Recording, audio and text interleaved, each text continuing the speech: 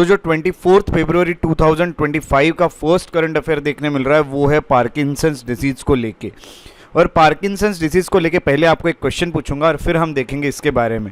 सो ये जो type of disorder है पार्किंसंस डिजीज जिसे कहा जाता है, जो रिसेंटली न्यूज़ में था, वो किस टाइप का डिसऑर्डर है? फर्स्ट ऑप्शन आपको देखने मिल रहा है neurodegenerative, second is cardiovascular, third is at autoimmune और फोर्थ इज मेटाबॉलिक। सो 24 फरवरी 2025 का जो फर्स्ट करंट अफेयर देखने मिल रहा है वो है पार्किंसंस डिजीज़ के ऊपर। सो पार्किंसंस डिजीज़ के बारे में आपको बताऊंगा, पर पहले हम देख लेते हैं किस तरह का क्वेश्चन पूछा जा सकता है। So what type of disorder is Parkinson's disease that was recently seen in news. तो रिसेंटली जो पार्किंसंस डिजीज़ न्यूज़ में था वो किस तरह का डिसऑर्डर है? First option is neurodegenerative, second is cardiovascular, third is autoimmune and fourth is metabolic. So ये जो क्वेश्चन है पार्किंसंस डिजीज़ के बारे में, उसका करेक्ट आंसर है ए, न्यूरो डिजेनरेटिव। सो पार्किंसंस डिजीज़ ये न्यूरो डिजेनरेटिव होता है। तो आपको सबसे पहले बता दूं कि एक स्टडी ने आइडेंटिफाई किया है 24 hydroxy cholesterol, that is 24 OHC जिसे कहा जाता है, और ये कोलेस्ट्रॉल मेटाबोलाइट है एज अ की factor in Parkinson's disease progression. यानी जो पार्किंसंस डिजीज़ बढ़ता है उसमें ये जो कोलेस्ट्रॉल होता है, कोलेस्ट्रॉल का मेटाबॉलिज्म देखने मिलता है। यानी कोलेस्ट्रॉल जो होता है वो कहीं ना कहीं जो बॉडी है उसमें ट्रांसपोर्ट होते रहता है, वो आते जाता है, वो बढ़ते जाता है, और इस कारण पार्किंसंस डिजीज़ जो है ये भी बढ़ते जाता है। ऐसे 24 हाइड्रोक्सी कोलेस्ट्रॉल जो है उसको आइडेंटिफाई किया गया है।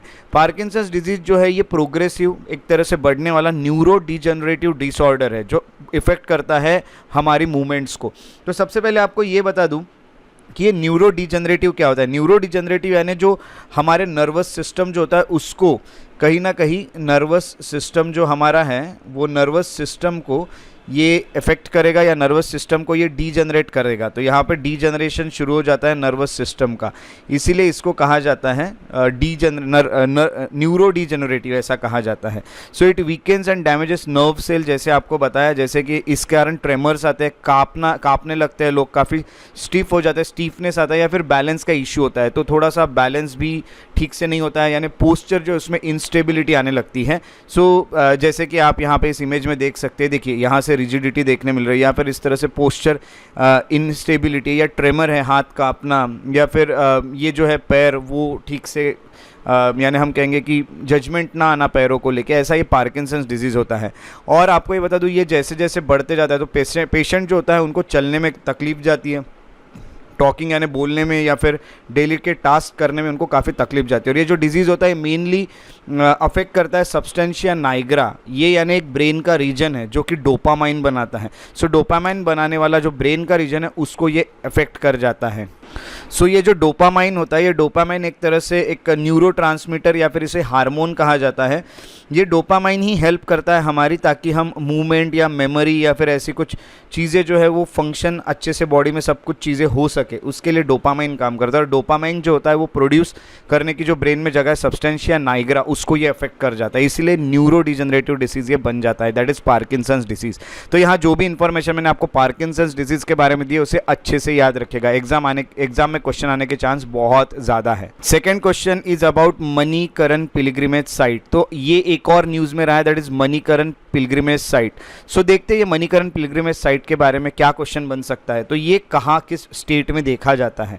ए पंजाब, बी उत्तराखंड, सी हरियाणा या डी हिमाचल प्रदेश। यहाँ पे आपको ये मणिकरण पिलग्रिमेज साइट देखने मिल रहा है, और ये अब देखते हैं कौन से स्टेट में है और इसके बारे में और इन्फॉर्मेशन भी हम ले लेते हैं। सो ये जो क्वेश्चन है इसका सही जवाब है हिमाचल प्रदेश। हिमाचल प्रदेश के अलावा आपको ये बता दूं कि कहीं ना कहीं एक प्रपोजल आया है कि जो वाटर है मणिकरण से वो ट्रांसफ़र किया जाएगा कसोल में, ठीक है, हॉट बैथ फैसिलिटी मिल सके, जैसे कि हम कहेंगे कि has sparked local opposition. So Manikaran जो है is a small town in Himachal Pradesh, ये याद रखेगा। तो ये हिमाचल प्रदेश में आता है, हिमाचल प्रदेश में मणिकरण नाम का एक स्मॉल टाउन है। और यहाँ पे जो पानी आपको देखने मिलता है ये हॉट स्प्रिंग है। तो ये हॉट स्प्रिंग जो है ये कसोल तक पहुँचाया जाएगा, जो कि हिमाचल प्रदेश में है। और इसका एक रिलीजियस सिग्निफिकेंस भी, ये पानी जो है ये रिलीजन से काफ़ी ज़्यादा जुड़ा हुआ है। जैसे आप देखते हैं कि वाटर का कहीं ना कहीं काफ़ी सारे रिलीजन में एक इम्पोर्टेंस बताया गया है, उसी तरह यहाँ के भी वाटर का एक इम्पोर्टेंस है। तो यहाँ पे जो वैली है वो वैली पार्वती वैली है। तो ये पार्वती वैली में सिचुएटेड है और यहाँ पे एक पार्वती रिवर फ्लो होती है जो कि 1829 मीटर्स के अल्टीट्यूड यानी हाइट से फ्लो आपको होते हुए दिखती है। सो ये पार्वती वैली पे है और पार्वती रिवर जो है वहाँ पे आपको देखने मिलता है और ये काफ़ी हाइट पे पहाड़ पे 1829 मीटर ऑल्टीट्यूड पे आपको ये देखने मिलता है। उसके अलावा ये जो टाउन है ये फेमस है, नेचुरल हॉट स्प्रिंग आपको यहाँ देखने मिलता है, यानी नेचुरली इसमें इसका जो पानी है वो एक तरह से वार्म या फिर हॉट होता है और ऐसा कहते हैं इस पानी में हीलिंग प्रॉपर्टी है, ये आपकी काफ़ी सारी बीमारियाँ ठीक कर सकता है ऐसा कहा जाता है। तो ये जो water is said to be radioactive है काफ़ी सारा और बेनिफिशियल है र्यूमेटिज्म को। सो ये जो र्यूमेटिज्म होता है ये ऐसा डिजीज़ है जिससे जॉइंट्स में, मसल में या फाइबरस जो टिश्यूज़ होते हैं उसमें काफ़ी बड़ा पेन होता है। तो ये पेन या जलन होने वाला एक हम कहेंगे कि एक बीमारी की तरह है र्यूमेटिज्म। सो ये इसे ठीक करने की प्रॉपर्टी यहाँ पे आपको देखने मिलती है। और मणिकरण जो है वो मेजर पिलग्रिमेज साइट है हिंदू और सिख लोगों के लिए और ऐसा कहा जाता है कि शिवा टेम्पल भी यहाँ पे जो है वो, यानी यहाँ पे शिवा भी कहीं ना कहीं उनका भी बहुत बड़ा इंपॉर्टेंस रोल रहा है। और मणिकरण साहिब गुरुद्वारा है और एक राम टेम्पल भी है। तो शिवा टेम्पल है, मणिकरण साहिब गुरुद्वारा जो कि सिख लोगों के लिए, और राम टेम्पल जो कि हिंदू लोगों के लिए। ऐसे आपको अलग अलग टेम्पल्स भी यहाँ पे इस विलेज में देखने मिलते हैं जो कि मणिकरण विलेज है। तो इसके बारे में जितनी इन्फॉर्मेशन मैंने दी अच्छे से याद रखिएगा, न्यूज़ में और इसके ऊपर क्वेश्चन आने के चांसेस बहुत ही ज़्यादा है। उसके बाद जो हमें करंट अफेयर देखने मिलता है वो काफ़ी इंटरेस्टिंग है क्योंकि एक ग्रेट बैकयार्ड बर्ड काउंट हुआ है। सो जो ग्रेट बैकयार्ड बर्ड काउंट होता है उसमें देखा जाता है कि सबसे ज़्यादा बर्ड स्पीसीज कौन से जगह पे देखे जाते हैं। सो इस पे क्वेश्चन, इसके बारे में आपको बताऊंगा। इस पे क्वेश्चन ऐसा बन सकता है कि कौन से स्टेट में सबसे ज़्यादा बर्ड के स्पीसीज देखे गए हैं ये ग्रेट बैकयार्ड बर्ड काउंट के चलते। और इसका फर्स्ट ऑप्शन है that is Gujarat, second is Assam, third is West Bengal और फोर्थ इज़ मध्य प्रदेश। और इसका करेक्ट आंसर है वेस्ट बंगाल। तो वेस्ट बंगाल में सबसे ज़्यादा बर्ड के स्पीसी देखने मिलते हैं। सो ये जो ग्रेट बैकयार्ड बर्ड काउंट है ये एक मेजर ग्लोबल बर्डिंग इवेंट है ना। तो यहाँ पे बर्ड की काउंटिंग चलती है, ग्लोबल यानी इंटरनेशनल लेवल का है। तो यहाँ पे बर्ड वॉचर्स काउंट स्पीसीज यहाँ देखने मिलते हैं। तो जो बर्ड वॉचर्स होते हैं वो क्या करते हैं, स्पीसीज को गिनते हैं। वो लोग बैठते हैं और वो स्पीसीज को गिनते हैं, उनको आइडिया होती है। तो बंगाल जो है इंडिया का, तो Bengal led India in bird species recorded for third consecutive year. तो पिछले 2 साल से बंगाल ही इसके लिए सिलेक्ट हो रहा है और इस बार भी बंगाल को ही सिलेक्ट किया जाता है। हाईएस्ट बर्ड स्पीसीज बंगाल में देखने मिलती है। सो ये जो इवेंट है ये फरवरी 14 से 17 तक चला है 2025 में और टोटल 1068 स्पीसीज़ जो है इनकी काउंटिंग हुई है। बंगाल में टोटल 543 स्पीसीज़ देखे गई है इतने दिनों में, यानी इतने दिनों में इतने स्पीसीज़ बंगाल में आना जाना होते हुए दिखे हैं बर्ड के। स्पीसीज़ यानी वेराइटी ऑफ बर्ड्स जो है वो। तो यहाँ पे रिच बर्ड डाइवर्सिटी है, काफ़ी अलग अलग डाइवर्सिटी यानी डिफरेंट टाइप्स ऑफ बर्ड्स देखने मिलते हैं। और रेयर स्पीसीज भी बंगाल में देखने मिली है, जैसे इबिसबील करके है या फिर कॉमन स्टारलिंग जो है ये भी यहाँ पे बंगाल में स्पॉट किए गए। तो याद रखिएगा ग्रेट बैकयार्ड बर्ड काउंट जो कि वेस्ट बंगाल जिसके लिस्ट में फर्स्ट पे आ रहा है बर्ड्स की स्पीसीज सबसे ज़्यादा होने के लिए। अब जो आपको यहाँ पे करंट अफेयर की बात की जाएगी ये बहुत ही बड़े लेवल का करंट अफेयर और हर एग्जाम में काम आने वाला करंट अफेयर है। वैसे तो सभी करंट अफेयर हर एग्जाम में काम में आते हैं, बट ये जो क्वेश्चन है ये क्वेश्चन हमने स्टेटमेंट वाला बनाया हुआ है, तो इसको अच्छे से सुनिएगा। तो अगर हम मेजर इरिगेशन प्रोजेक्ट्स की बात करें इंडिया में, this is related to irrigation projects. So कुछ स्टेटमेंट्स यहाँ दिए हैं। First statement is Bhakra Nangal dam जो है ये यमुना रिवर पे located and is one of the highest gravity dams in India, ये फर्स्ट स्टेटमेंट है। Second is Sardar Sarovar dam Sardar Sarovar dam is a part of Narmada valley development project, provides water to 4 Indian state, 4 Indian state को यहाँ से पानी जाता है सरदार Sarovar dam से, ऐसा कहा गया है। थर्ड तेहरी डैम ये हाईएस्ट डैम है इंडिया में और ये महानदी पे लोकेटेड है। Fourth option is Hirakud dam जो है ये महानदी रिवर पे बनाया गया है और ये one of the longest dams है वर्ल्ड का। तो ये 4 ऑप्शंस है। अब 4 ऑप्शंस में यहाँ पे आपको दिया है, 4 स्टेटमेंट्स में आपको 4 ऑप्शंस दिए, उसमें से आपको करेक्ट ऑप्शन चूज करना है। So first is only one, कितने स्टेटमेंट्स करेक्ट है ये बताना है। सिर्फ एक स्टेटमेंट इनमें से करेक्ट है, सेकंड इज ओनली टू, दो स्टेटमेंट्स है, या फिर सी इज ओनली 3, या 4 इज ऑल 4, डी इज। इस तरह से जो है वो डैम्स दिखाई देते, बड़े बड़े डैम्स है सभी। यहाँ 4 डैम के प्रोजेक्ट्स के नाम लिए गए हैं, भाखरा नंगर डैम हो गया, या फिर सरदार सरोवर डैम हो गया, तेहरी डैम हो गया, या हीराकुद डैम हो गया। ये एक पिक्चर है सरदार सरोवर डैम की। सो इसी तरह से सब बड़े बड़े डैम्स है। तो चलिए देखते हैं इसका कुछ एक्सप्लेनेशन। तो जो करेक्ट ऑप्शन देखने मिल रहा है वो ओनली 2, यानी जितने भी स्टेटमेंट्स ऊपर दिए गए थे उसमें से 2 स्टेटमेंट्स करेक्ट है। तो सबसे पहले आपको ये बता दूं कि भाखरा नंगल डैम जो है वो यमुना रिवर पे लोकेटेड है और वो हाईएस्ट ग्रेविटी डैम है ऐसा कहा गया था। ये स्टेटमेंट इनकरेक्ट है, क्योंकि भाखरा नंगल डैम जो है वो सतलज रिवर पे लोकेटेड है, यमुना रिवर पे नहीं। तो ये स्टेटमेंट बिल्कुल गलत था, ये याद रखेगा।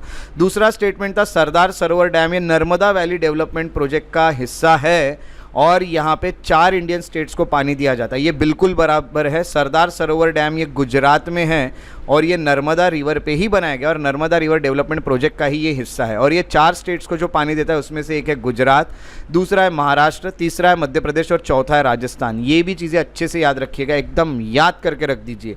फोर्थ जो ऑप्शन देखने आपको मिल रहा है वो था, थर्ड ऑप्शन जो देखने मिल रहा था वो था कि तेहरी डैम हाईएस्ट डैम है इंडिया में और ये महानदी पे लोकेटेड है। और ये जो स्टेटमेंट है ये इनकरेक्ट है, क्योंकि तेहरी डैम हाईएस्ट तो है बट ये महानदी रिवर पे नहीं है। ये जिस रिवर पे है उसको भागीरथी रिवर कहा जाता है जो कि गंगा की ट्रिब्यूटरी है। सो महानदी रिवर पे ना होते हुए तेहरी डैम ये भागीरथी रिवर पे जो कि गंगा की एक ट्रिब्यूटरी है, यानी भागीरथी और अलकनंदा मिलके ही गंगा बनाते हैं, ये आपको पता है और ये भी आपको याद रखना है।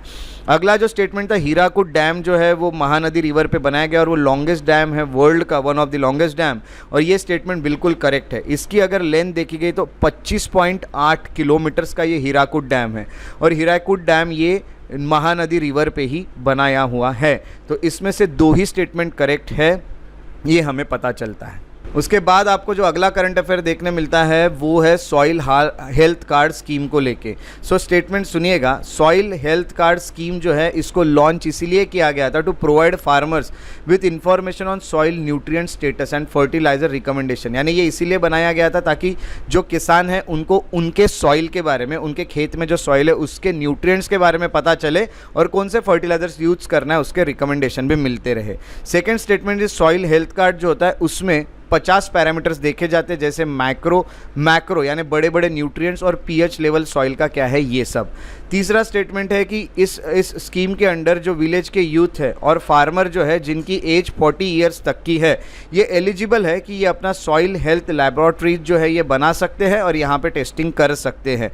So under this scheme village youth and farmers up to 40 years of age are eligible to set up soil health laboratories and undertake testing। इसमें से कौन से स्टेटमेंट करेक्ट है ये आपको ढूंढना है। कितने स्टेटमेंट्स? तो first is only 1, second is only 2, third is only 3 या फोर्थ इज नन। सो ये जो क्वेश्चन था इसका करेक्ट आंसर है ओनली 2। इसमें से 2 ही स्टेटमेंट जो है वो करेक्ट थे। चलिए अब देखते हैं सॉइल हेल्थ कार्ड के बारे में पढ़ते हैं। सबसे पहले आपको सॉइल हेल्थ कार्ड के बारे में बता दूं कि ये जो स्कीम होती है इसको इसीलिए लॉन्च किया गया था कि वो फार्मर्स को इन्फॉर्मेशन दे सके उनके सॉइल के न्यूट्रिएंट्स को लेके, कितने आपके सॉइल में न्यूट्रिएंट्स हैं, कौन से फर्टिलाइजर्स की ज़रूरत है। ये स्टेटमेंट बिल्कुल करेक्ट है। जो अगला स्टेटमेंट था वो बिल्कुल गलत है, क्योंकि यहाँ पे वो स्टेटमेंट था कि सॉइल हेल्थ कार्ड में 50 पैरामीटर्स पे डेटा बताया जाता है जिसमें मैक्रो न्यूट्रिएंट्स और पीएच लेवल आते हैं। बट ये स्टेटमेंट गलत है, क्योंकि 50 पैरामीटर्स पे नहीं तो सिर्फ 12 पैरामीटर्स पे यहाँ डेटा बताया जाता है, 50 पे नहीं। सो यहाँ पे मैक्रो न्यूट्रिएंट्स पे बताया जाता है जैसे एनपीके, तो यहाँ पे एनपीके यानी हो गया नाइट्रोजन कितना आपके सॉइल में, उसके अलावा हम कहेंगे कि फॉस्फोरस कितना है या पोटेशियम कितना है, ये बताया जाता है, बिल्कुल बराबर है। और कुछ छोटे न्यूट्रिएंट्स के बारे में भी बताया जाता है, माइक्रो न्यूट्रिएंट्स जैसे जिंक हो गया, फेरस हो गया, कॉपर हो गया, पीएच भी बताया जाता है, सॉइल का ईसी या ओसी भी बताया जाता है। सो अगर आप ये सोच रहे होंगे कि ईसी क्या है, तो ईसी यानी इलेक्ट्रिकल कंडक्टिविटी, यानी सॉइल कितना अच्छे से इलेक्ट्रिसिटी को कंडक्ट कर सकती है। तो ये बहुत ज़रूरी होता है देखने के लिए कि सॉइल की सैलिनिटी कितनी है, सॉइल में सॉल्ट के जो कंटेंट है वो कितने हैं, उसके लिए बहुत ज़्यादा इंपॉर्टेंट होता है। और ईसी जो होता है, ईसी की अगर हम बात करें सो सॉरी, ओसी की अगर हम बात करें तो वो होता है ऑर्गेनिक कार्बन। तो सॉइल में ऑर्गेनिक कार्बन कितना है ये हमें पता चल जाए तो ऑर्गेनिक मैटर कितना है ये पता चल जाएगा। तो ये सब पैरामीटर्स यहाँ पे इंक्लूडेड है और सॉइल हेल्थ कार्ड आपको 12 पैरामीटर्स के बारे में इंफॉर्मेशन देती है। अगला जो स्टेटमेंट है, under this village youth and farmers up to 40 years of age are eligible to set their labs and undertake testing, ये भी करेक्ट है। सॉइल हेल्थ कार्ड स्कीम में ये बताया गया है कि जो भी फार्मर्स या फिर जो भी यूथ हैं वो लोग जिनकी एज 40 ईयर्स तक की है वो एलिजिबल है कि वो अपना सॉइल हेल्थ लेबॉर्ट्रीज खोल सकते हैं। यानी लोगों की, जो किसान हैं आपके आसपास के, उनके सॉइल को आप टेस्ट करने के लैब्स बना सकते हैं और यहाँ उनकी टेस्टिंग चल सकती है। सो टेस्टिंग हुई तो बहुत अच्छा रहता है, किसानों को पता चल जाता है कि कितना कौन सा फर्टिलाइज़र यूज़ करना चाहिए, कितने उनके सॉइल में न्यूट्रिएंट्स है, हर चीज़ उनको जानकारी मिलने में ईजी चले जाता है। सो ये बहुत अच्छा एक स्कीम है जो कि गवर्नमेंट ने लाई है, सॉइल हेल्थ कार्ड स्कीम। इसको अच्छे से याद रखिएगा।